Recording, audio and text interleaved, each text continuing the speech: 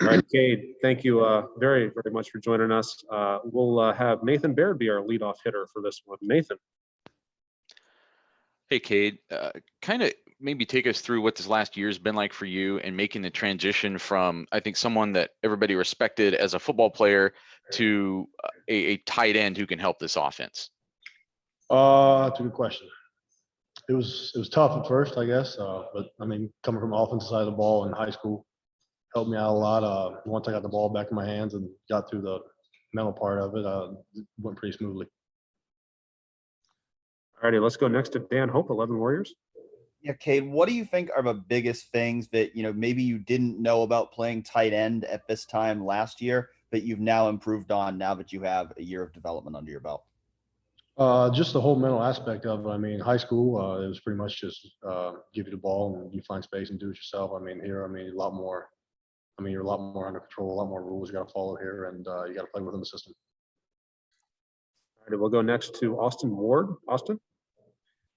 Cade, we saw you in that first week of spring a year ago, and it looked like you were catching the football a lot, making an impact, but we knew there was a long way for you to go, and then everything disappeared for a long time. And how did you feel like the setbacks and the schedule for last year impacted you as you were trying to make a little bit of a transition there? I didn't really look at it as a setback, to be honest with you. I mean, I was home. I was working out there. I was working just as hard as would be here, just without the practice, I guess. So, I mean, it definitely hurt not having it, but I mean, nothing I can do about it, nothing anybody can do about it. So I just took that one step at a time. All righty, let's go next to Bill Rabinowitz from the Columbus Dispatch. Hi, Cade. You guys lost a couple good players from your unit last year.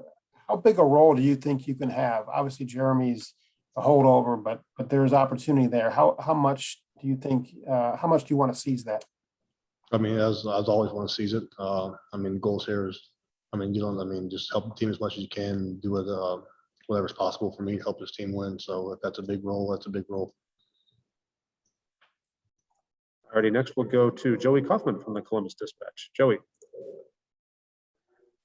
Mitch and the coaching staff has kind of talked about kind of the need to find that second tight end to play more 12 personnel. Is that something that you have really kind of taken to heart as well? I mean, yeah, I'm taking every rep I get, making the most of it, and we're just gonna go from there and see where that goes.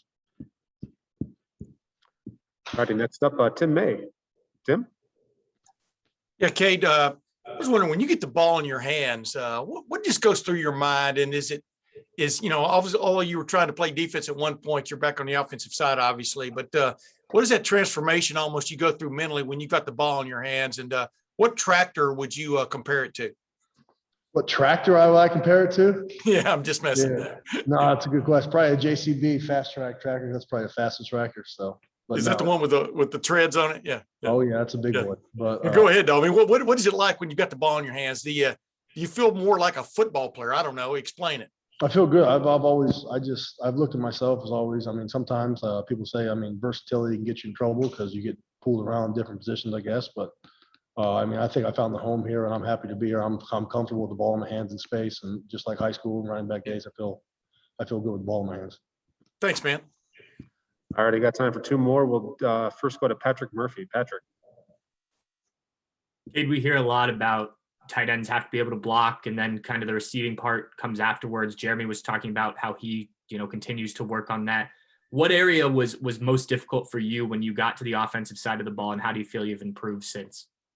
I'd say more of the route running was because I never really ran routes. I never played tight end before, so that was as far as getting your footwork right and stuff like that. The blocking, once I got my footwork down, I had the physicality. So, that's always helped me coming over from the defensive side. So I'd say the the receiving was probably the biggest learning curve there was.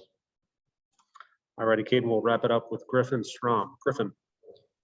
Hey, Cade, I'm just wondering, I know you said it was tough at first. Can you walk us through what your first reaction was when you were first told that you were going to move positions, and was there anything frustrating about that for you, knowing you'd have to learn a position that you weren't already playing? No, it wasn't frustrating. There were frustrating moments along the way, but that comes with everything. I looked at it.